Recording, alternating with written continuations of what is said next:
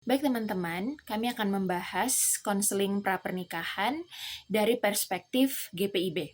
Tetapi sebelum lebih jauh kita membahas bagaimana proses konseling di Sinode GPIB sendiri, ada istilah yang hendak kita ketahui bersama, yaitu penggunaan istilah perkawinan dan juga pernikahan. Jadi di GPIB sendiri, istilah yang digunakan itu bukan pernikahan tetapi perkawinan. Karena asal atau arti dari dua istilah ini memiliki makna yang berbeda. Di GPIB menggunakan istilah perkawinan karena yang diberkati Tuhan itu adalah ikatannya, bukan acaranya, tetapi ikatan antara kedua mempelai, yaitu laki-laki dan juga perempuan. Perkawinan itu berarti marriage, sebuah perjanjian kudus di hadapan Allah. Sementara pernikahan itu atau wedding itu hanya merujuk kepada upacara yang dibuat oleh kita manusia. Sehingga di GPIB yang digunakan adalah istilah perkawinan bukan pernikahan. Masih dengan istilah teman-teman, selanjutnya karena sudah pasti di setiap sinode atau gereja masing-masing ada penyebutannya tersendiri teman-teman. Untuk di GPIB sendiri, penyebutan konseling pra-pernikahan ini atau yang di GPIB disebut dengan konseling pra-perkawinan, tidak menyebutnya dengan konseling tetapi terlebih sering disebutkan menggunakan istilah penggembalaan. Hal ini dikarenakan istilah penggembalaan dipakai menyangkut dengan tindakan gembala kepada calon mempelai. Jadi penggembalaan ini dilakukan secara khusus oleh pendeta, jadi tidak dilakukan oleh majelis, tapi dilakukan oleh pendeta itu sendiri. Jadi di GPIB terlebih sering menggunakan istilah penggembalaan, bukan konseling. Seperti itu. Oke, kita masuk ke dalam poin yang kedua, pra perkawinan. Seperti yang kita ketahui bahwa di dalam lingkup gereja Protestan di Indonesia bagian barat atau yang disebut dengan GWIB, kita ketahui bahwa setiap pasangan yang akan melangsungkan pra perkawinan di sana, kita ketahui bahwa di sana calon mempelai tersebut harus mendaftarkan diri mereka terhadap sinode minimal 2 atau 3 bulan sebelum hari H dari perkawinan tersebut. Nah,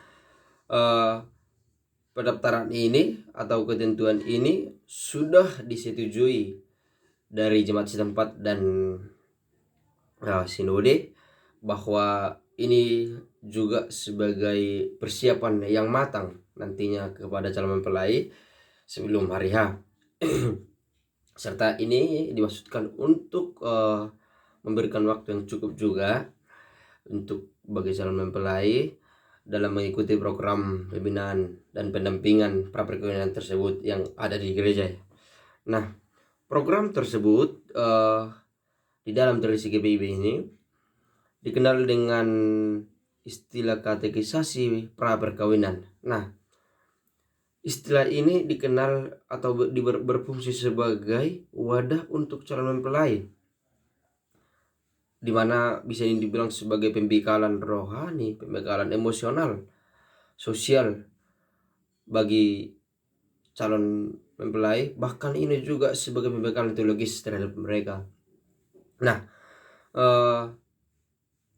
proses katekisasi ini dilaksanakan secara fleksibel. Mereka akan mengikuti 11 materi yang akan dilangsungkan oleh sinode. Mereka juga harus mengikutinya. Artinya secara fleksibel, mereka akan mengikuti jadwal mereka. Ketika mereka ada kegiatan, maka mereka juga akan mengikuti secara online. Bahkan ketika mereka tidak bisa mengikuti secara online, mereka juga bisa mengikuti proses katekisasi tersebut di gereja GPIB yang terdekat dengan mereka. Oleh karena itu, pelaksanaan sesi pembinaan ini menegaskan bahwa seluruh 11 sesi katekisasi pra perkawinan tersebut harus diikuti secara utuh, harus diikuti secara menyeluruh, sebagai bagian tanggung jawab dari mereka bahwa mereka siap untuk pasangan suami istri setelah nantinya dilaksanakan di gereja. Oleh karena itu, diharapkan setiap pasangan calon suami istri tidak hanya siap secara administrasi gereja, baik emosional, tetapi juga memiliki pemahaman teologis yang betul-betul matang tentang pernikahan sebagai panggilan kudus dan persekutuan kasih yang diberkati oleh Allah. Demikian. Sini saya akan menjelaskan apa itu pasca perkawinan yang ada di GPIB. Nah, setelah melalui tahap pra perkawinan di mana calon pasangan dibekali dengan berbagai materi dan bimbingan sebelum pemberkatan. GPIB juga memiliki tahap pasca perkawinan, tetap mendampingi pasangan suami istri agar kehidupan rumah tangga mereka berjalan dengan baik. Pendampingan dilakukan melalui kegiatan seperti kelompok tutorial, studi kasus, simulasi, kursus penyelenggaraan, retret, dan konseling lanjutan. Melalui kegiatan ini, pasangan dibimbing untuk saling memahami, menjaga komunikasi, dan mendampingi persoalan rumah tangga dengan bijaksana. Jika muncul masalah atau pergumulan, pasangan dianjurkan untuk berkonsultasi dengan pendeta atau konselor gereja agar dapat bimbingan rohani dan solusi yang sesuai dengan iman Kristen. GPIB menegaskan bahwa gereja tidak memiliki wewenang untuk menceraikan pasangan karena tugasnya hanya meneguhkan dan memberkati perkawinan, bukan memisahkan. Nah, melalui pengembalaan pastoral, gereja terus menolong pasangan agar hidup dalam kasih kesetiaan dan komitmen kepada Tuhan, sehingga rumah tangga mereka menjadi berkat bagi sesama. Dalam konteks GPIB, ketika ada pasangan yang sedang mengalami konflik dan berniat untuk berpisah atau bercerai, gereja tidak serta-merta mengambil keputusan tentang boleh atau tidaknya perceraian dilakukan. Gereja tidak memiliki otoritas untuk memutuskan atau mengesahkan perceraian, karena dalam konteks GPIB, pernikahan yang sudah diteguhkan di hadapan Allah tidak dapat dibatalkan oleh lembaga gerejawi. Yang dilakukan gereja adalah melaksanakan penggembalaan pastoral. Penggembalaan ini merupakan bagian dari pelayanan kasih, di mana pendeta atau pelayan pastoral mendampingi pasangan tersebut dengan mendengarkan, menasehati, dan menuntun mereka kembali pada prinsip-prinsip Alkitabiah tentang pernikahan. Dalam proses ini, gereja akan melakukan beberapa hal. Yang pertama, memberikan pendampingan rohani, dengan menolong pasangan untuk memandang kembali persoalan mereka dalam terang kasih dan kehendak Allah. Yang kedua, mengingatkan kembali janji perkawinan dan komitmen awal yang telah mereka ucapkan di hadapan Tuhan dan jemaat, bahwa pernikahan adalah panggilan untuk saling mengasihi, mengampuni, dan setia dalam segala keadaan. Yang ketiga, mendorong proses rekonsiliasi dengan harapan agar pasangan menemukan kembali kedamaian, saling pengertian, dan keharmonisan dalam rumah tangga mereka. Tujuan utama dari pengembalaan pastoral ini bukan untuk memaksakan pasangan agar tetap bersama, melainkan membantu mereka mengambil keputusan secara sadar dan bijaksana di hadapan Allah. Gereja berharap melalui pendampingan tersebut, keputusan yang diambil bukanlah perceraian, melainkan pemulihan hubungan dan pembaharuan komitmen hidup bersama. Namun demikian, gereja menyadari bahwa keputusan akhir tetap berada di tangan pasangan masing-masing, karena gereja tidak dapat memaksakan kehendak, tetapi gereja tetap memanggil mereka untuk mengingatkan bahwa perceraian bukanlah kehendak Allah bagi pernikahan yang telah diteguhkan. Yang sangat penting untuk digarisbawahi adalah GPIB tidak pernah menceraikan pasangan. Gereja tidak mengeluarkan surat cerai dan tidak memiliki wewenang untuk membatalkan pernikahan yang telah diberkati. Fungsi gereja hanyalah meneguhkan, memberkati, dan mendampingi, bukan memutuskan. Karena itu, GPIB menegaskan bahwa segala bentuk perceraian merupakan keputusan pribadi pasangan. Dan jika terjadi, hal itu menjadi tanggung jawab mereka di hadapan Allah dan hukum negara, bukan hasil dari keputusan gereja.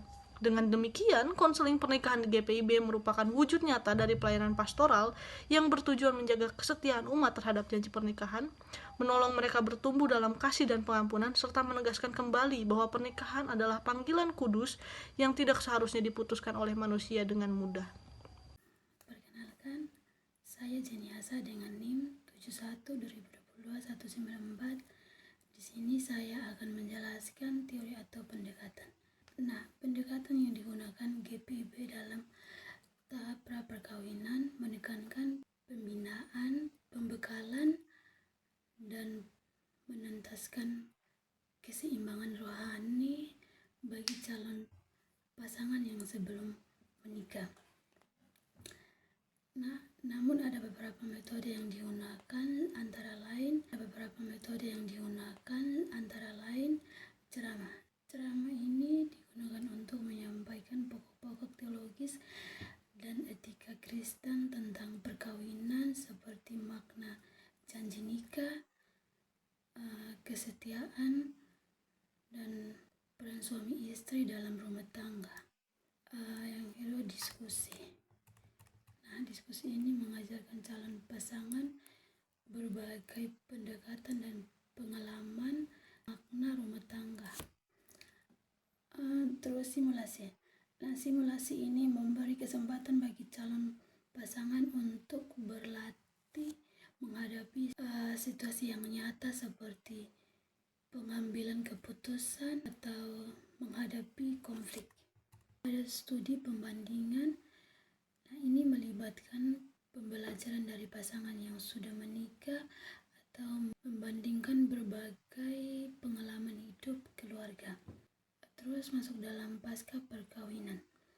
Nah, pendekatan pasca perkawinan digunakan untuk menolong pasangan suami istri untuk memelihara komunitas perkawinan dan bertumbuh bersama dalam kasih Kristus. Nah, metode yang digunakan antara lain yaitu kelompok tutorial. Nah, pasangan-pasangan baru dikumpulkan dalam kelompok kecil untuk saling berbagi pengalaman hidup, berumah tangga dengan pendamping gereja. Yang kedua, simulasi. Nah, simulasi ini menolong pasangan untuk berlatih menghadapi dinamika kehidupan seperti pengasuh anak, konflik keluarga besar, atau masalah ekonomi. Yang berikutnya, studi perbandingan. Nah, ini melibatkan pasangan senior atau teladan sebagai contoh. Retreat ini menghadirkan suasana rohani yang memperdamai hubungan dengan Tuhan dan pasangan. Terus yang terakhir, konseling lanjutan. Nah, konseling lanjutan diberikan bagi pasangan yang mengalami kesulitan dalam relasi, komunikasi, atau masalah ekonomi. Nah, ini bertujuan untuk memelihara hubungan